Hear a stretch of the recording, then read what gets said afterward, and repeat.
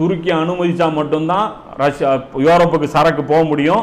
ஆனால் அதுக்கு ஒரு காலத்திலையும் இந்த யாஜூஜ் மாஜூஜ் கூட்டத்தினர் பர்மிஷன்லாம் கேட்டுட்டு இருக்க மாட்டாங்க. இவங்க கேட்டு பழக்கம் இல்லை, எடுத்து தான் இவங்களுக்கு பழக்கம். அதனால துருக்கி கையை விட்டு போயிடும். ஆனால் இந்த நிகழ்வு நடந்தா ஏதோ துருக்கி தோத்துருச்சுன்னு நினைக்காதீங்க. கூடிய விரைவில் மஹதி அலைஹிஸ்ஸலாம் வரப்போறாங்கிறது மேட்ரு, புரியுது? அதுவும் 6-7 வருஷத்துல வரப்போறாங்க அப்படிங்கிறது ஒரு மேட்ரு. இந்த ஹதீஸ் அந்த 2 போருக்கும், அதாவது போருக்கும் கான்ஸ்டன்டினோபிள் வெற்றி கொள்ளப்படுவதற்கும் 6 வருடம் இடைவெளி இருக்கும். பிறகு 7வது வருடம் தஜ்ஜால் வெளிப்படுவான் அப்படின்னு சொல்லி நபி ஸல்லல்லாஹு அலைஹி வஸல்லம் சொல்றாங்க. இந்த ஹதீஸ் பார்த்தீங்கன்னா இப்னு மாஜால 4093, அபூதாவூதுல 4296, 4294. அப்போ 3ஆம் உலகப் போரில் வரும்போதே கான்ஸ்டன்டினோபிள் போச்சுனாலே நாம வெயிட் பண்ண வேண்டியதா இந்த 6-7 வருஷத்துக்குள்ள இந்த சம்பவம் நடக்கும்னு. அப்போ ஜெயிக்கும் போது யார் லீடரோ அவர் தான் மஹதி.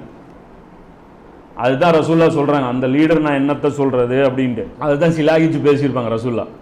அந்த லீடர் நான் என்னன்னு சொல்றது, அந்த படையை நான் என்னன்னு சொல்றது, எவ்வளோ சிறந்த லீடர் அவரு, எவ்வளோ சிறந்த படை அதுவாக இருக்கும் அப்படின்னு சொல்லி ரசூல்லா புகழ்றாங்க. அந்த படையினரை பார்த்து அவங்கள யார் போய் நிற்கிறாங்களோ அவங்களுக்கு மன்னிப்பு, அந்த முன்னறிவிப்பு இருக்கு.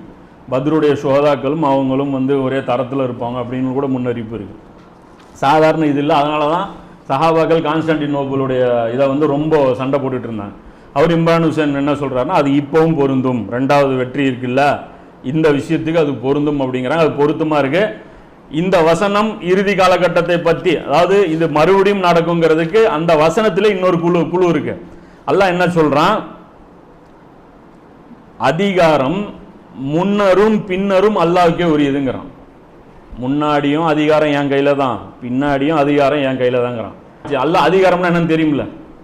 அதிகாரம் அல்லாஹ்வுக்கே ஆகும் வரை போர் செய்யுங்கள் சொல்லிட்டு அல்லாஹ் சொல்றான். கலகம் நீங்கி அதிகாரம் அல்லாஹ்வுக்கே ஆகும் வரை போர் செய்யுங்கள் சொல்றான்.